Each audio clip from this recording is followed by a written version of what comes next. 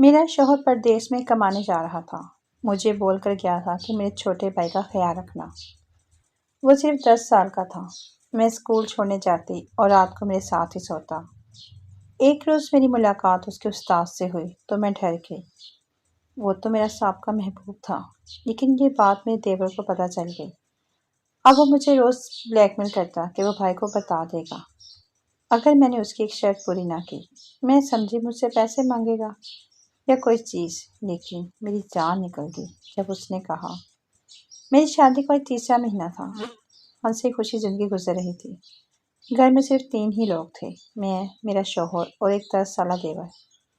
ایک دن جاب کے سلسلے میں میرے شوہر کو پردیس جانا پڑا اور مجھے میرا شوہر کہہ کر گیا کہ میرے بھائی کا بہت زیادہ خیال رکھنا۔ میں نے اپنے شوہر سے محبت کا مکمل ثبوت پیش کیا۔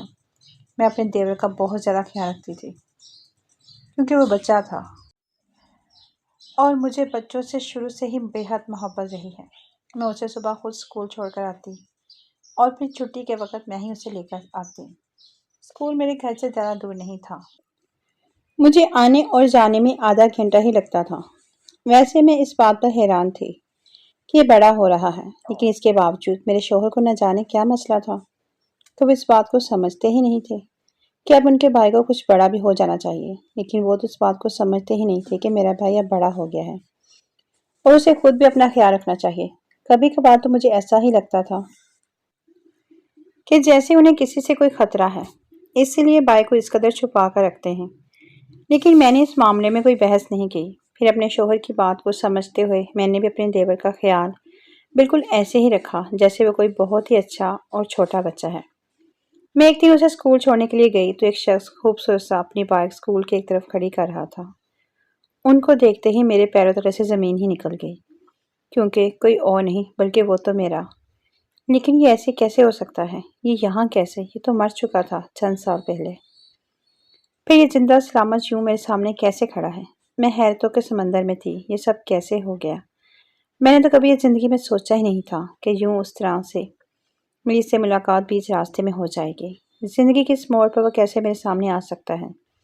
کس طرح سے وہ مجھے یوں اس طرح سے مل جائے گا؟ نہیں، یہ نہیں ہو سکتا، کبھی بھی نہیں ہو سکتا۔ وہ تو ایک حادثے میں اس دنیا سے آگے مجھ سے کچھ سوچا ہی نہیں گیا اور میں ولید یعنی اپنے دیور کو لے کر گھر آ گئی۔ جب میں گھر پہنچی تو میرے پسینے چھوٹے ہوئے تھے۔ ولید میرے پاس آیا اور آ کر کہنے لگا کہ بھابھی آپ کو کیا ہوا ہے؟ میں نے اس کے چہرے کی طرف دیکھا جہاں پر ہلکی سی مسکراہٹ تھی۔ میں نے جلدی سے چہرہ نیچے کر لیا کہ کہیں اس کو میرے راز کا پتہ نہ چل جائے۔ وہ ابھی تک میرے پاس ہی کھڑا تھا جب میں نے اس کے ہاتھ سے پانی کا گلاس لے لیا اور پانی پینے لگی، لیکن جیسے ہی میری نظر اس کے چہرے پر پڑی تو پانی کا گلاس دور جا گرا، کیونکہ ولید کے دیکھنے کا مجھے انداز کسی بھی صورت ایسا نہیں تھا کہ میں یہ سمجھوں کہ وہ 10 سال کا لڑکا ہو۔ وہ انتہائی غلیظ نظروں سے میری طرف دیکھ رہا تھا۔ میں اس قدر خوفزدہ ہو گئی کہ ایک لمحے سے پہلے ہی اسے بازو سے پکڑا اور اس کو باہر نکال دیا اور اپنے کمرے کی کنڈی لگا دی۔ میں جب بستر پر بیٹھی ہوئی تھی تو میرے وجود کے کانپنے سے ہی مجھے اس بات کی نشاندہی ہوئی کہ میں تو سر تا پاؤں کانپ رہی ہوں۔ میرے لیے بات بڑی ہی دشوار گزار تھی کہ میں 11 سال لڑکے سے اس حد تک ڈر گئی ہوں، لیکن میں کیوں ڈری ہوں؟ میں نے کوئی جرم کیا ہے جو میں یوں اس طرح سے ڈروں؟ میں نے اپنے دل میں خود ہی سوچا اور پھر اسے خود ہی اپنے ذہن سے کہیں دور نکال پھینک دیا۔ پھر یہ سوچ مجھے تنگ کرنے لگی کہ آخر کیوں میں اس سے گھبرا رہی ہوں۔ میں نے اپنے دل کو کچھ تسلی دی اور پھر کمرے سے باہر نکل گئی۔ ولید بھی گھر سے باہر نکل چکا تھا۔ میں نے تسلی کی اور ساتھ ہی گھر کے باقی کاموں میں مصروف ہو گئی۔ اب اگر گھر میں صرف 2 ہی لوگ ہوں تو کام کون سا مشکل ہوگا بھلا؟ بالکل ہی معمولی سا۔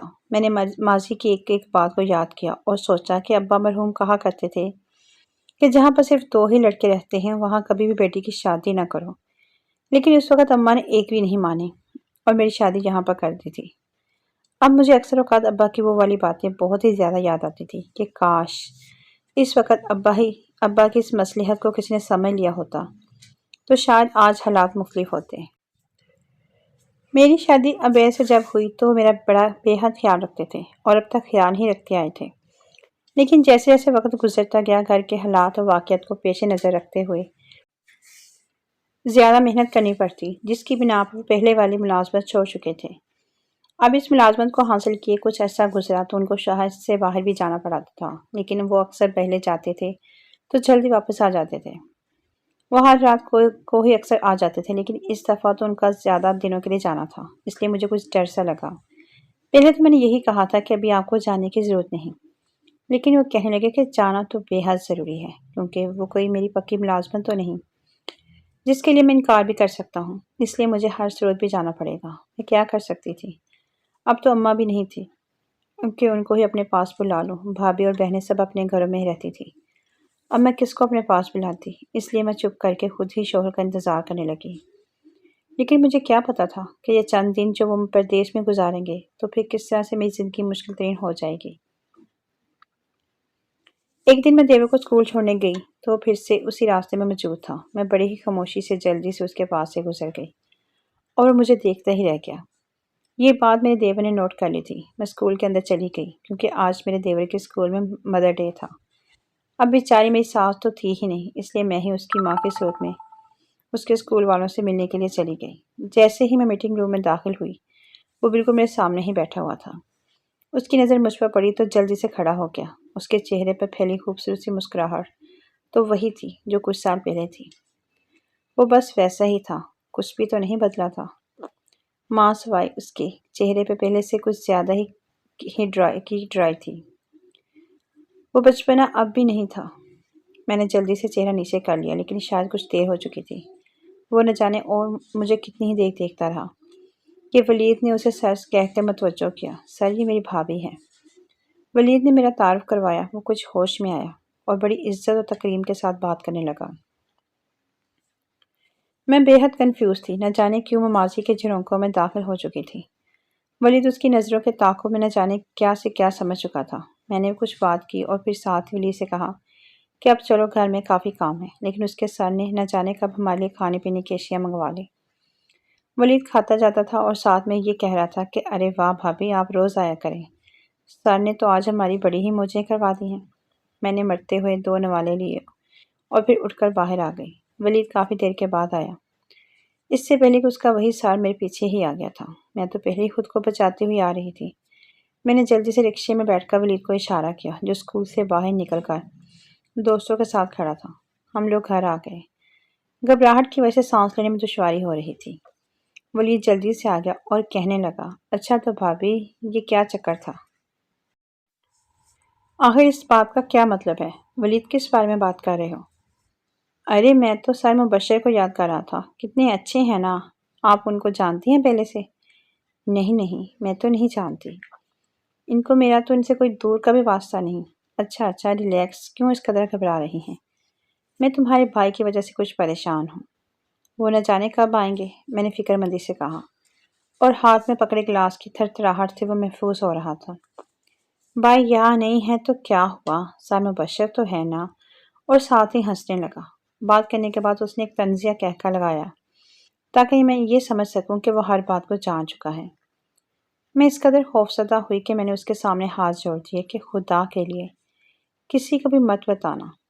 وہ میری اس حالت سے بہت محسوس ہو رہا تھا اور کہنے لگا، یہ تو اب مجھ پر ہے نا کہ میں کس حد تک اس رات کو اپنے ذہن میں رکھتا ہوں۔ لیکن بھابھی، آپ کو دیکھ کر لگتا تو نہیں ہے کہ آپ اس قدر میرے خدا، دیکھنے میں تو آپ بے حد سیدھی سادھی سمجھتا تھا، اور آپ لگتی بھی کچھ ایسی ہی ہیں، لیکن آپ نے کیسے گل اپنے زمانے میں کھلائے ہوئے ہیں۔ اب دیکھیں کیسے پردے اٹھ رہے ہیں تو کیسے راز کھل رہے ہیں۔ لیکن کوئی بات نہیں، اگر آپ میرا ایک کام کر دیں تو میں یہ راز کسی کو بھی نہیں بتاؤں گا، لیکن اس کے لیے آپ کو میری ایک شرط پوری کرنی ہوگی۔ میں اس وقت جس مصیبت میں پھنس چکی تھی، میں نے ساری شرائط ماننے کی حامی بھر دی۔ میں نے کہا مجھے ہر شرط منظور ہے، کیونکہ میرے ذہن میں تو یہی تھا کہ شاید مجھ سے پیسے مانگے گا یا کوئی قیمتی چیز، اس لیے میں بے حد مطمئن تھی۔ ولید، تمہیں جو کچھ بھی چاہیے مجھے بتا دو، لیکن میرے ان جڑے ہوئے ہاتھوں کی طرف دیکھو کہ خدا کے لیے کسی کو بھی مت بتانا۔ جی بہتر، نہیں بتاؤں گا، لیکن اس شرط کو پورا ہو جانے کے بعد۔ وہ شرط میں آپ کو کل ہی بتاؤں گا۔ میں نے کہا آج ہی بتا دو، کیونکہ میں نہیں چاہتی تھی کہ اس کام میں کوئی بھی تاخیر ہو۔ ارے بھابھی جان، آج تو کسی بے حد ضروری کام سے باہر جا رہا ہوں، کل لازمی بتاؤں گا۔ پلیز اس قدر بے چین تو مت ہوں۔ یہ کہہ کر وہ باہر چلا گیا اور مجھے پوری رات کے لیے سولی پر لٹکا گیا۔ خیر میں نے اپنی اٹھ کر معمول کے مطابق کام کیے اور عبید کی مجھے اس لمحے کال آ گئی۔ میرا وجود سوکھے پتے کی طرح کانپنے لگا۔ ولید نے سب کچھ بتا دیا ہے؟ کافی دیر تک فون بجنے کے باوجود میں نے موبائل نہیں اٹھایا۔ وہ بول کر خود ہی بند ہو گیا۔ ولید پورا دن باہر گھومنے پھرنے کے بعد گھر واپس آیا تو میں اس کی ہی منتظر تھی۔ کہنے لگا بھابھی شرط تو میں کل ہی بتاؤں گا، اور کھانا میں نے باہر آج دوستوں کے ساتھ کھا لیا ہے، اس لیے آپ بھی اپنے کمرے میں جا کر جلدی سے سو جائیں۔ بھائی کل یا پرسوں تک آ جائیں گے۔ وہ اس قدر آرام سے یہ سب کہہ رہا تھا کہ میں اس کی عمر اور ذہن دونوں کا معاوضہ کر رہی تھی اور اپنے کمرے میں چلی گئی۔ رات بھر میں سولی پر ہی لٹکی رہی، نہ ڈھنگ سے کھا سکی اور نہ ہی پی سکی۔ نہ جانے کیوں مجھے لگا کہ ساتھ والے کمرے میں کوئی خسر پسر کر رہا ہے۔ ہمارے گھر میں سارے کمرے ایسے ہی تھے کہ ایک کے ساتھ دوسرا کمرہ موجود تھا۔ مجھے آوازیں پہلے سے زیادہ آنے لگی تو میں نے اپنے کمرے میں سے ہی اس کمرے کے دروازے پر بنے سوراخ سے جھانکنے کی کوشش کی۔ میرے پیروں تلے سے زمین ہی نکل گئی، کیونکہ اس کے ساتھ والے کمرے میں میرا دیور ایک عورت کے ساتھ چپک کر بیٹھا ہوا تھا، اور وہ عورت اس کے بہت ہی قریب تھی، اور وہ بار بار اس کے کان میں کوئی خسر پسر کرتا تھا۔ یہ سلسلہ کافی دیر تک چلتا رہا۔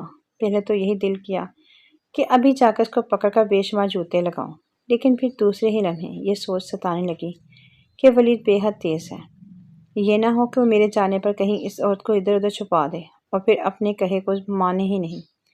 اس لیے میں نے 1 یا 2 دن مزید انتظار کرنے کا سوچا کہ اگر میں نے اس کو اس حالت میں دیکھا تو پھر اس کو کبھی بھی معاف نہیں کروں گی۔ خیر بڑی ہی مشکل سے وہ رات گزری۔ اگلے دن اتوار تھا، اس لیے میں نے اسکول نہیں جانا تھا، اس لیے میں ابھی بے فکری سے سوئی رہی۔ لیکن جیسے ہی مجھے ایک دم سے یاد آیا تو میں جلدی سے اٹھی اور جا کر ولید کو جگایا۔ وہ ایک دم سے ہڑبڑا کر اٹھ بیٹھا اور ساتھ ہی کہنے لگا بھابھی اتوار کو تو سکون سے سونے دیا کریں۔ وہ میں کہہ رہی تھی کہ میں گرم گرم ناشتہ بنانے لگی ہوں، تم بھی ابھی کھا لو۔ وہ میرے چہرے کی جانب دیکھنے لگا اور پھر کچھ کہے بنا ہی اب میرے پیچھے پیچھے کچن میں آ گیا۔ وہاں ایک سٹول پر بیٹھا اور ساتھ ہی جمائیاں پہ جمائیاں لینے لگا۔ رات بھر سوئے نہیں ہو کیا؟ میں نے تو ایک ویسے ہی رسمی سی بات کی تھی، لیکن وہ اس بات کو نہایت غلط رنگ دے گیا اور فوراً سے کہنے لگا بھابھی جی رات بھر جاگنا تو آپ کا کام ہے، کسی کی یادوں میں بھلا ایک معصوم سا بچہ کیا کروں گا جا کر۔ میں اس کی اس بات پر اس قدر شرمندہ ہو گئی اور پھر مزید کوئی بات ہی نہ کر سکی۔ وہ بڑے ہی مزے سے ناشتہ کرتا رہا۔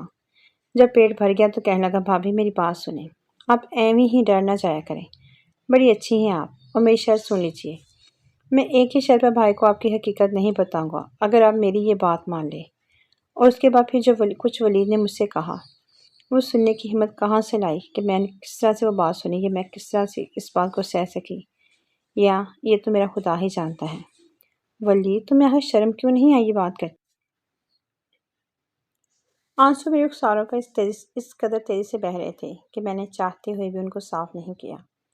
میں اس کی طرف دیکھتے ہی جا رہی تھی کہ شاید اس کو اپنی کہی بات پر کچھ شرمندگی محسوس ہو جائے، یا یہ بات سوچنے کے قابل ہو جائے کہ یہ بھابھی نہیں بلکہ یہ تو میری ماں ہے۔ اس نے مجھ سے ماؤں جیسا ہی سلوک کیا ہے، لیکن کبھی دیور بھی ان مخلص اور پاکیزہ رشتوں کو سمجھ سکے ہیں؟ کبھی بھی نہیں سمجھتے، اس لیے تو اس گھٹیا انسان نے اپنی انتہائی کم عمری میں ایسی گھٹیا بات کر دی تھی۔ تمہیں علم ہے کہ کیا کہہ رہے ہو؟ جی میں وہی کہہ رہا ہوں جو آپ سن رہی ہیں۔ اگر آپ نے میری اس بات پر غور نہیں کیا تو پھر آپ نتائج کی ذمہ دار خود ہی ہوں گی۔ یہ بالکل وہی بات تھی کہ آگے کنواں پیچھے کھائی، کیونکہ اگر میں اس کی بات نہیں مانتی تو میں پھنسی ہوئی، لیکن اگر بات مان لیتی ہوں تو بھی میں ہی مرتی ہوں۔ اس لیے خوب سوچ وچار کے بعد میں نے یہ سوچ لیا کہ موت ہی ایسی زندگی سے بہتر ہے۔ یا اللہ میں کیا کروں، میری مدد فرما۔ بے شمار آنسو میری آنکھوں میں سے بہتے ہوئے میرے چہرے پر بہہ نکلے۔ میں وہیں پر ہی سے کچن کے اسٹول پر بیٹھ گئی کہ یہ شرط میں کس طرح سے مانوں، میں کیا کروں۔ یہ سوچتی ہی رہی، لیکن میں کچھ سمجھ ہی نہ سکی، اور پھر میری روٹی بھی جل گئی، نہ میں ناشتہ کر سکی اور نہ ہی کچھ اور۔ بس وہی کچن میں بیٹھی روتی رہی۔ ولید کہیں باہر جا چکا تھا۔ میرے دل سے اس کے لیے شدید نفرت نکل چکی تھی کہ یہ اتنا سا لڑکا میرے دن رات کے قرار کا کس قدر دشمن بن چکا ہے۔ خدایا اس کو ہدایت نصیب فرما۔ ابھی کچھ دیر ہی اسے باہر گئی ہوئی تھی، وہ واپس آ گیا اور کہنے لگا بھابھی پھر آپ نے کیا سوچا ہے؟ تم یہ سب کچھ کیوں کر رہے ہو؟ کس بات کا بدلہ مجھ سے لے رہے ہو؟ بھابھی جی، آپ سے بھلا کس بات کا بدلہ میں نے لینا ہے؟ آپ تو مجھے میری ماں جیسی ہی ہیں، اور پھر اپنی ماں کو بھلا کون تنگ کرتا ہے؟ اس کی ایک ایک بات سے شیطانیت جھلک رہی تھی۔ میرا دل چاہ رہا تھا کہ میں اس کے منہ کو نوچ کر رکھ دوں۔ کہنے لگا بھابھی جی، پھر آج رات کو تیار رہیے گا، میں آپ کا انتظار کروں گا۔ اللہ تجھے ہدایت کی طالب رکھے، کس گناہ کی سزا مل رہی ہے مجھے؟ یہاں پر رہتے ہوئے میں تو انتظار ہی کرتی رہی کہ دن ہی بڑھا دے، رات کبھی ہو نہ، کیونکہ اس رات میں تو میرے منہ پر کالک ہی مل دینی تھی، کیونکہ اس کالک سیاہی سے اور کچھ نہیں تو میرے دن کے اجالے میرے لازمی ہو جانے تھے۔ میں چپ چاپ بیٹھی رہی کہ شام کی اذانیں شروع ہوگی، یعنی کہ رات ہونے میں کچھ ہی دیر باقی ہے، مطلب کہ میری موت کے پروانے میں کچھ ہی لمحے باقی ہیں۔ عشاء کی اذانیں شروع ہوگی اور میں نماز کے لیے اٹھ گئی۔ میں جائے نماز پر کھڑی ہوئی تھی کہ دروازے پر زور زور سے دستک ہونے لگی۔ میں نماز تو نہیں توڑ سکتی تھی، اور نہ اس لیے میں نے دروازے پر ہونے والے دستک کی پرواہ کیے بنا ہی نماز کو جاری رکھا۔ دستک ابھی بھی ہو رہی تھی، لیکن میں اس گناہ سے بچنے کے لیے اللہ کے حضور ہی کھڑی رہنا چاہتی تھی۔ اب دروازے پر ہونے والی دستک تھم چکی تھی، میں نماز بھی پڑھ چکی تھی، اب دعائیں مانگنے میں مصروف تھی کہ باہر والا دروازہ کھلنے کی آواز آئی۔ میں تیزی سے اٹھی اور میں اپنے کمرے کے اندر والی سائڈ کی کنڈی لگا دی۔ دروازے پر ولید ہی تھا۔ اس کے پاس ڈپلیکیٹ چابی ہوتی تھی، اس کے ذریعے وہ گھر میں آ چکا تھا۔ اس نے میرے دروازے پر خوب دستک دی، لیکن میں نے دروازہ نہ کھولا۔ بس اس کی یہی آواز آئی کہ بھابھی، آپ اپنے لیے خود ہی مصیبتیں جمع کر رہی ہیں۔ آپ کو اپنا خود ہی احساس نہیں تو پھر کوئی آپ کا احساس کس طرح سے کر سکتا ہے؟ وہ کافی دیر تک دروازے پر کھڑا ہو کر بول کر چلا گیا، لیکن میں نے بھی سوچ لیا تھا کہ آج کی رات تو میں بھی دروازہ نہیں کھولوں گی، پھر کچھ بھی ہو جائے دیکھا جائے گا۔ پوری رات میں نے سکون سے سو کر گزاری، اور صبح اٹھتے ہی میں کچن میں گئی اور ولید سے کہا، آج سے تم خود ہی اسکول چلے جایا کرو، کیونکہ مجھے اور بھی بہت سے سارے کام ہوتے ہیں۔ میرے منہ کی طرف دیکھ رہا تھا، اس نے ایک لفظ بھی نہیں کہا، اور ساتھ ہی اپنا بیگ اٹھایا اور گھر سے باہر نکل گیا۔ لیکن میں کچھ ہی دیر کے بعد راستہ بدل کے اس کے پیچھے چلی گئی، کیونکہ میں بھی دیکھنا چاہتی تھی کہ یہ کن کاموں میں پڑا ہوا ہے اور اس کے تعلقات کیسے لوگوں کے ساتھ ہیں، کیونکہ جتنی اس کی عمر تھی اس سے تو بہت بڑے بڑے کام وہ بھی کر رہا تھا۔ میں اس کے پیچھے چل رہی تھی، اس سے بے خبر رکھتے ہوئے اس کے اسکول کے راستوں کو بدل بدل کر جاتے ہوئے۔ جب میں اس کے اسکول کے قریب پہنچی تو میں نے گارڈ سے پوچھا کہ وہ ولید اسکول پہنچ گیا؟ تو کہنے لگا ہاں پہنچ گیا ہے۔ میں کچھ مطمئن سے ہو کر گھر کی طرف لوٹ آئی۔ جب میں گھر کی طرف لوٹ رہی تھی تو سر مبشر مجھے راستے میں ملے اور کہنے لگے کہ میرے ساتھ آپ نے یہ سب کچھ کیوں کیا؟ مسلسل میری آنکھوں میں دیکھتے ہوئے، مجھ سے ہی مخاطب ہوتے ہوئے میں نے تو پہلے تیز تیز چلنا شروع کر دیا، لیکن جب مسلسل اسے اپنے پیچھے چلتے ہوئے پایا تو ایک دم سے ایک جگہ پر رک گئی اور اس سے پوچھا کہ اگر ماضی نہیں بلایا جاتا تو اس وقت کہیں غائب نہیں ہونا تھا۔ اب جب میں اپنے گھر میں بہت خوش ہوں تو پھر مجھ سے کیوں یہ سب کچھ کروانے پر مجبور کر رہے ہو؟ تمہیں کیا لگتا ہے کہ تمہاری اس طرح کرنے پر میں حال میں سے پھر سے ماضی میں کہیں چلی جاؤں گی؟ تو یہ تمہاری بھول ہے، ایسا تو کبھی بھی نہیں ہوگا۔ میں اچھی خاصی اس کو سنا کر تیزی سے چلتی گھر کی طرف تقریباً توڑتے ہوئے داخل ہوگی۔ میں ایک دم سے بے حد حیران ہوئی کہ دروازے پر لگا تالا اب نہیں تھا۔ میں نے جلدی سے دروازہ کھولا تو خوشی کی انتہا نہ رہی کہ سامنے عبید کھڑے تھے، لیکن وہ ہمیشہ کی طرح نہیں مسکرا رہے تھے، بے حد تھکے ہوئے تھے۔ میں بھاگ کر ان کے سینے سے جا لگی، وہ جلدی مجھے ایک طرف کرتے ہوئے کمرے میں چلے گئے۔ میں ان کے اس رویے سے بے حد پریشان ہوئی کہ یہ سب کچھ کیا ہو رہا ہے۔ ایک دم سے میرے ذہن میں آیا کہ شاید ولیدوں نے کہیں کچھ ایسا نہ بتا دیا ہو۔ وہ شاور لے کر باہر نکلے تو میں نے کہا کہ میں ناشتہ بناتی ہوں، کر لیں۔ انتہائی سخت مہری سے مجھے جواب دیا گیا، میں ناشتہ کر کے آیا ہوں۔ عبید کچھ ہوا ہے کیا؟ میں نے مزید قریب جا کر پوچھا تو کہنے لگے نہیں، ابھی ہوا تو نہیں، لیکن بہت جلد بہت کچھ ہونے والا ہے۔ تم جاؤ۔ میں ٹپ ٹپ رونے لگی اور یہی سوچنے لگی کہ اے خدا، میرے ماضی سے کسی بھی طرح میرا پیچھا چھڑا دے۔ میں نہیں جانتی کہ میرے کون کون سے گناہ اس قدر زیادہ ہیں کہ جن کی مجھے ایسی سزائیں مل رہی ہیں۔ ولید کے آنے پر عبید کا موڈ بالکل ٹھیک تھا اور وہ ہنس ہنس سے باتیں کر رہے تھے۔ میرے دل میں ولید کے لیے شدید نفرت جا چکی تھی کہ یہ لڑکا میرے لیے بے انتہا وبال بن چکا تھا۔ عبید نے مجھ سے کہا کہ اب میں آ گیا ہوں تو تم کچھ دنوں کے لیے بہتر ہے کہ اب میری طرف رہ آؤ۔ لیکن میں کیوں جاؤں؟ ابھی تو آپ گھر واپس آئے ہیں، ابھی میں نے کہیں نہیں جانا۔ لیکن خدا کو کچھ اور ہی منظور تھا۔ پھر شام کو کال آ گئی کہ میری بڑی بھابھی کی طبیعت بے حد خراب ہے، اس لیے مجھے جلدی سے وہیں پر ہی جانا ہوگا۔ عبید مجھے امی کی طرف باہر ہی اتار کر واپس آ گئے اور میں گھر میں چلی گئی، لیکن جیسے ہی میں گھر میں داخل ہوئی تو سامنے بیٹھے اس شخص پر نظر پڑتے ہی میری سانسیں رکنے لگ گئی۔ سامنے صوفے پر ہی مبشر بیٹھا ہوا تھا۔ اس نے مجھے نہیں دیکھا تھا، اس لیے میں تیزی سے بھابھی کے کمرے کی طرف آ گئی، جہاں بھابھی بالکل ٹھیک بیٹھی مسکرا رہی تھی۔ یہ کیا بھابھی، آپ بالکل ٹھیک ہیں؟ تو پھر آپ نے ایسا مذاق کر کے مجھے یہاں کیوں بلایا ہے؟ ارے آؤ تو صحیح، یہ جو باہر بندہ بیٹھا ہوا ہے یہ میری چھوٹی بہن کے رشتے کے لیے آیا ہے۔ میں نے اسے یہیں بلا لیا تاکہ تمہارے بھائی اس سے مل لیں اور ساتھ ہی ایک دوسرے سے کھل کر باتیں کر لیں، کیونکہ اس کے ماں باپ نہیں ہیں اور جو کچھ بھی کرنا ہے نا اس نے خود ہی کرنا ہے۔ بھابھی مجھے بے حد راز سے اور خوش ہو کر بتا رہی تھی۔ میں ان کے منہ کی طرف دیکھ رہی تھی کہ اگر آپ نے اس سے رشتہ کرنا ہے تو پھر مجھے یہاں جھوٹ بول کر بلانے کا کیا مقصد بنتا ہے؟ میں واقعی بھابھی سے ناراض ہو چکی تھی، اس لیے کچھ بھی نہیں کہہ رہی تھی۔ وہ مجھے منانے کی کوشش کر رہی تھی، لیکن میں ایک طرف منہ بنا کر بیٹھ گئی۔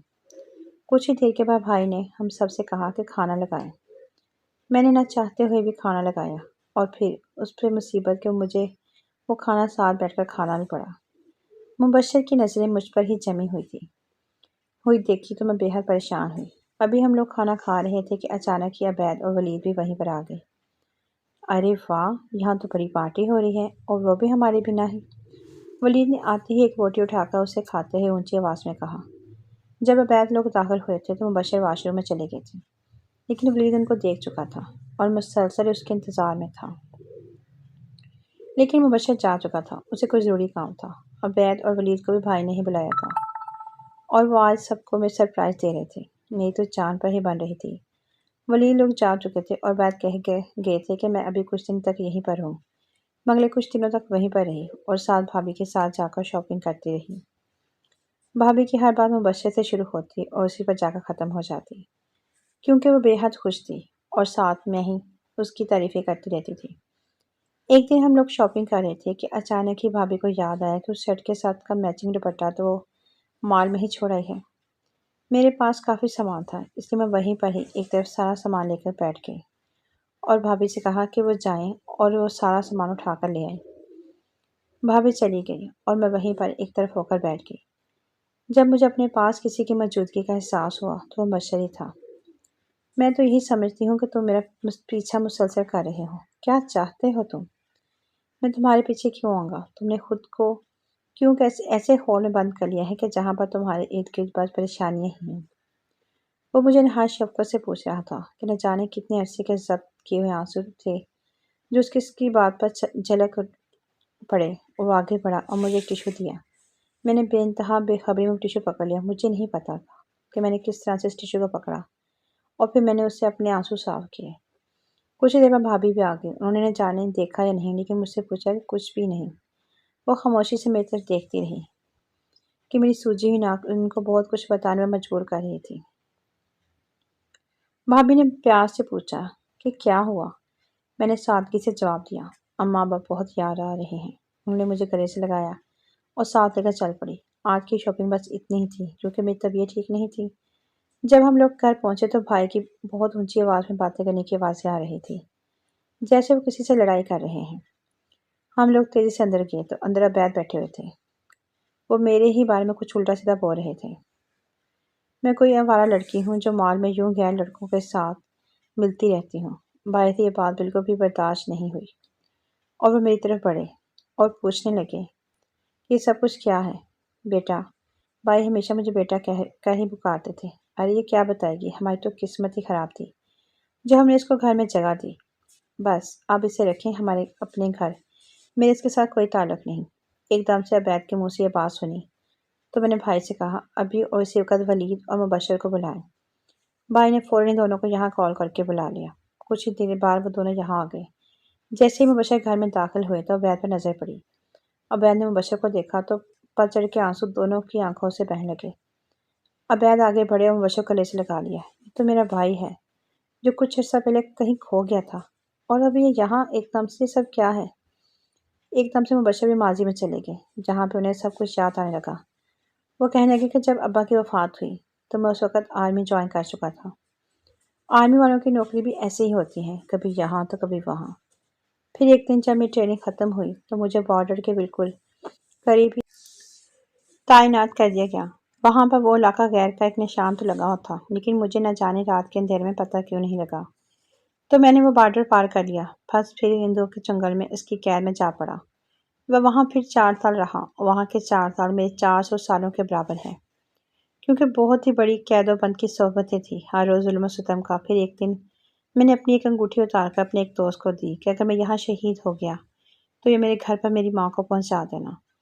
اب مشکل یہ پیش آئی کہ وہی مجھ سے پہلے شہید ہو گیا۔ بس میری لاش کو اخبار میں دے دیا گیا اور اس میں اس انگوٹھی کو بڑے ہی واضح کر کے دکھایا گیا۔ میرے گھر والوں نے جب وہ خبر پڑی تو وہ رو پیٹ کر صبر کر بیٹھے۔ ہمارے چچا اور تایا تو سب سے زیادہ خوش تھے کہ چلو ایک بیٹا تو گیا، اب ساری جائیداد کے وارث ہم سب خود ہی ہوں گے۔ اس لیے میرا وہاں ایک دم سے سب کے سامنے آ جانا کسی بھی خطرے سے کم نہیں تھا۔ اس لیے میں روپوش ہی رہا، لیکن میری ماں نے بارڈر کے پاس ہی ڈیرا لگا لیا کہ وہ یہ سمجھتی تھی کہ میں زندہ ہوں۔ بس پھر ایک ماں کی ایسی دعا تھی کہ میں واقعی زندہ تھا۔ ان کی قید سے جب نکلا تو میری ماں وہیں پر ہی بارڈر پر ایک جگہ میں رہتی تھی۔ ان کا کچھ حلیہ بھی ایسا ہی تھا کہ میں بھی پہلی دفعہ میں پہچان سکتا تھا۔ جب وہ میرے پاس آئیں تو میں نے ان کو اپنے ساتھ ہی گھر لے آیا۔ اب قید کے کچھ تو اثرات ہوتے ہی ہیں نا۔ میں اپنے گھر کا پتہ مکمل طور پر بھول چکا تھا۔ پھر میں شہر کی خاک چھانتے ہوئے واپس سے اپنے شہر میں آ چکا تھا، جہاں پر میں نے ایک اسکول میں پڑھانا شروع کر دیا۔ وہاں میں نے ایک دن ولید کو دیکھا، کیونکہ میری قید کے دوران یہ بہت چھوٹا تھا، لیکن اس کے ماتھے پر یہ ابھرا ہوا تیر اس کی نشانی بن گیا تھا اور اسے پہچان لیا۔ اب میں نے اس سے خوب دوستی کی اور اس کو سب کچھ بتا دیا۔ اس نے کہا یہ ہر صورت مجھے اپنے ساتھ گھر لے کر ہی جائے گا۔ پھر ایک دن میں نے بھابھی کو بھی دیکھا تو ولید کہنے لگا کہ یہی آپ کو گھر لے جا سکتی ہے۔ بس پھر میں نے اس سے ملاپ بڑھانے کی کوشش کی، لیکن آفرین اس عورت پر کہ اس نے مجھے کبھی کوئی ذرا بھی لچک نہیں دی، بلکہ اس نے ہمیشہ ہی مجھ سے بہت ہی سخت اور تند و تیز لہجے میں بات کی، اور پھر اس نے ولید کی بھی کوئی بات نہیں مانی۔ ماں جی میرے ساتھ ہی ہیں۔ ایک دم پچھلے کمرے میں سے ایک انتہائی نفری سی خاتون نکلی اور آتے ہی تینوں بیٹوں کو اور مجھے گلے سے لگا لیا۔ ہم سب ہی بے حد خوش تھے، لیکن ولید کی خوشی کی تو دیر نہیں تھی، کیونکہ وہ سب سے چھوٹا ہونے کی بنا پر سب سے زیادہ ماں کو یاد کرتا تھا۔ ہم سب کے چہرے کھلے ہوئے تھے، سب کے چہروں پر بے حد اطمینان تھا، کیونکہ اب چاچا تایا کا بھی کوئی خطرہ نہیں تھا، کیونکہ مبشر کے پاس ایک فوجی گارڈ ابھی بھی موجود تھا۔ عبید نے سب کے سامنے مجھ سے معافی مانگی تھی اور میں نے بھی ان کو دل سے معاف کر دیا تھا۔